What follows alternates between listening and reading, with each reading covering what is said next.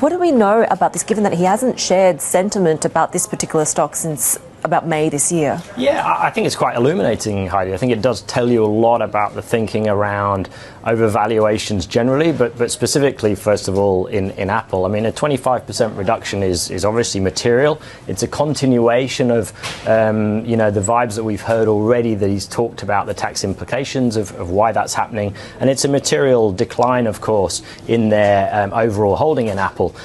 We did hear from the company itself, of course, last week. Apple said they're projecting, low to mid-single digit growth in the December quarter. So that is notable that this is coming around the time that the company itself is guiding towards those kind of numbers. And analysts, I think, in their reflection and the way that the news has been taken, is that it kind of makes sense for Berkshire to be lightening their position as they have done here. So yeah, continuation of the theme really, but clearly quite a big pullback still. So it shows you some of the sentiment around some of those big tech names that big investors are withdrawing from in some part. How about Berkshire's position in equities more generally?